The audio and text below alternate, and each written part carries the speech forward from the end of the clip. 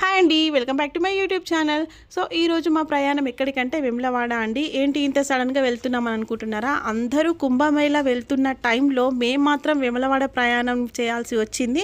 అది ఎలాగంటే అనుకోకుండా మా వారు శుక్రవారం రోజు చెప్పారనమాట టెంపుల్కి వెళ్దామని.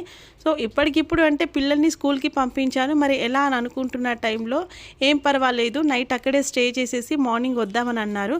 సరే అని చెప్పేసి మేము ప్రయాణం స్టార్ట్ చేసామన్నమాట. పిల్లల్ని స్కూల్ నుంచి తీసుకొని వచ్చి ఈవినింగ్ 3 o'clock అలాగా మేము ఇక్కడ నుంచి స్టార్ట్ అయ్యాము. హైదరాబాద్ టు వేములవాడకి నియర్లీ 5 hours జర్నీ ఉంటుందండి.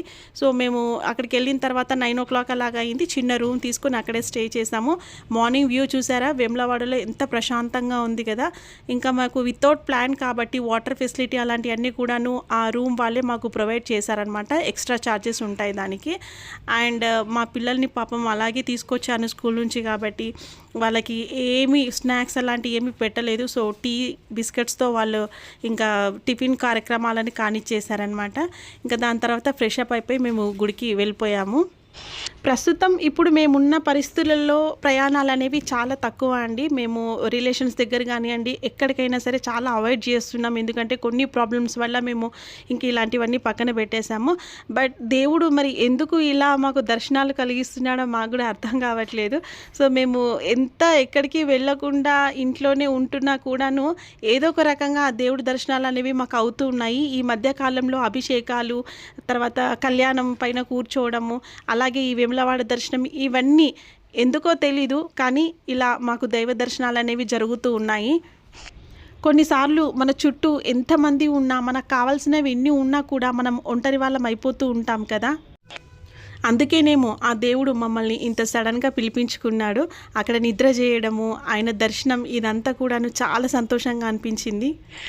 ఇక మా వారు గుండు కార్యక్రమం చేసుకున్న తర్వాత ఈ కోనేటిలోనే స్నానం అనేది చేశారు. ఈ మిగతా జనాలందరినీ చూస్తున్నప్పుడు నాకు అనిపించింది ఏంటంటే కుంభమేళాకి అంత కోట్ల జనాభా వెళ్తున్నప్పుడు ఇక్కడ అంత ఎక్కువగా ఉండరులే అని అనుకున్నాను. దర్శనం ఈజీగా అయిపోతుంది అనుకున్నా. కానీ ఆ శివయ్యకి తెలుసు కదండి ఎప్పుడు ఎవరిని ఎక్కడికి పంపించాలి అని. అందుకేనేమో కుంభమేళా వెళ్ళేంత స్తోమత మాకు లేదు అని ముందుగానే ఆ దేవుడు మమ్మల్ని ఇక్కడికి రప్పించుకొని ఈ కోనేటిలో స్నానం చేయడానికి అవకాశం, అదృష్టం అనేది మాకు దక్కింది. ఇప్పుడు మేమున్న పరిస్థితుల్లో మమ్మల్ని అనకనే అనే మాటలు, చెప్పకనే చెప్పే చూపులు, అవమానాలు, వీటన్నింటి నుంచి కూడా నేనున్నాను అని ధైర్యం చెప్పి మమ్మల్ని ముందుకు నడిపిస్తున్నావు శివయ్య.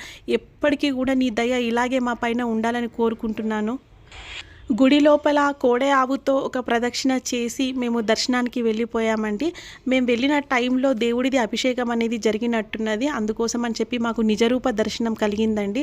నిజరూప దర్శనం అంటే ఎటువంటి అలంకరణ లేకుండా కేవలం విభూతితో మనకి దర్శనం ఇస్తాడు ఆ దేవుడు.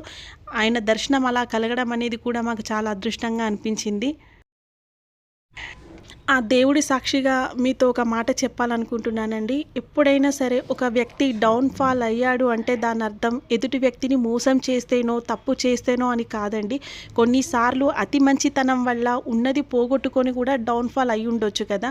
దయచేసి మీకు వీలైతే సహాయం చేయండి, లేదంటే వదిలేయండి. అంతేగాని మాటలతో మనుషులని మమ్మల్ని ఇష్టపడే వాళ్ళైనా సరే, మమ్మల్ని కష్టపెట్టే వాళ్ళైనా సరే, వాళ్ళందరికీ కూడాను ఆ శివయ్య చల్లని చూపు ఉండాలని కోరుకుంటున్నానండి.